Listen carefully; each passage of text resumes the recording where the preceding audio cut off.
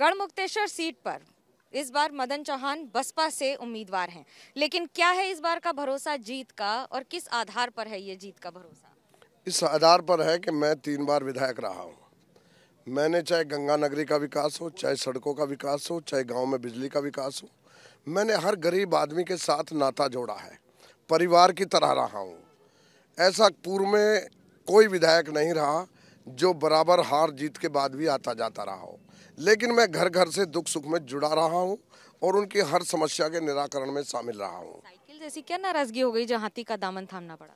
Cycle का, क्योंकि 3 जिलों में कोई सीट नहीं थी और मैंने मेहनत करके, जनता ने मुझे आशीर्वाद दिया, मैंने साइकिल को चलाया। लेकिन इस बार न जाने क्या हुआ, मेरा विश्वास तोड़ दिया ऊपर के हमारे नेताओं ने, और ऐसे नेताओं ने जिन पे पूरा देश भरोसा करता है। मुझे आखिर तक नहीं बताया गया, आखिर तक ये कहा गया तुम्हारा टिकट है, और बाद में पता चला कि वो ऐसे महिला को टिकट दे दिया जिसका कोई इससे नाता ही नहीं था। कभी उसने झंडा ही नहीं उठाया, कभी धरना ही नहीं किया, कभी प्रदर्शन नहीं किया समाजवादी के लिए।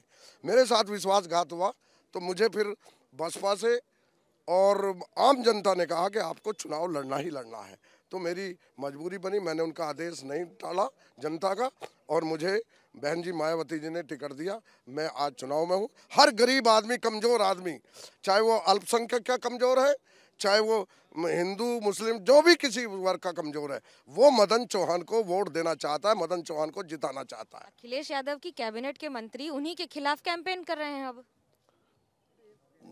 नहीं, कौन कैबिनेट का पूर्व मंत्री रहे, अगर आप ये कहें कि आप बार बार अब उनके खिलाफ ही इस बार अखिलेश यादव के खिलाफ समाजवादी पार्टी में उनके खिलाफ मैदान में उतरे हैं, तो कैसे देखते हैं इसको? देखिए, मैं ये देखता हूँ नेता का विश्वास होता है, नेता की कार्यशैली होती है।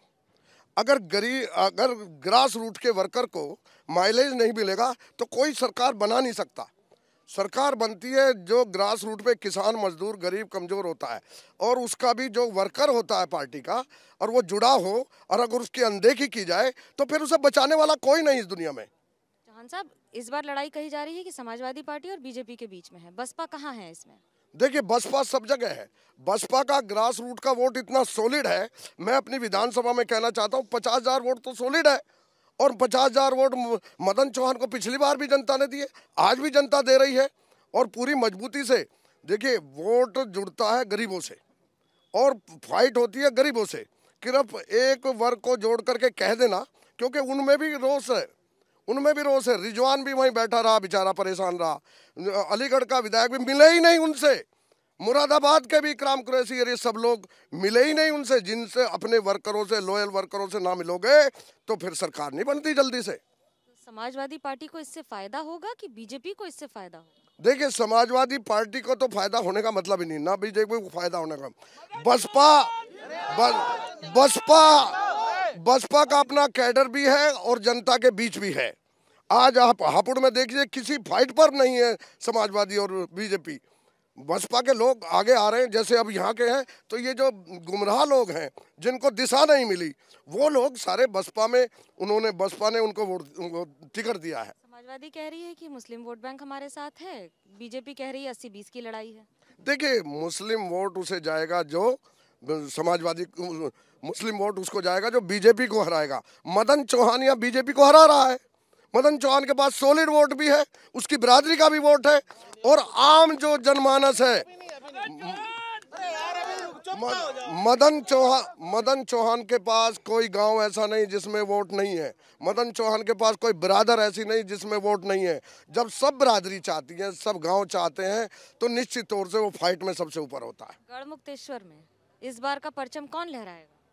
गढ़मुक्तेश्वर का परचम बसपा लहराएगी, मदन चौहान लहराएगा, बहन मायावती जी लहराएगी, और बहन मायावती सीएम बनेगी, ये निश्चित है।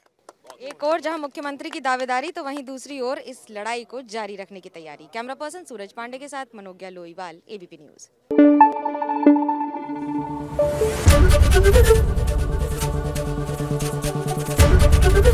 एबीपी न्यूज आपको रखे आगे।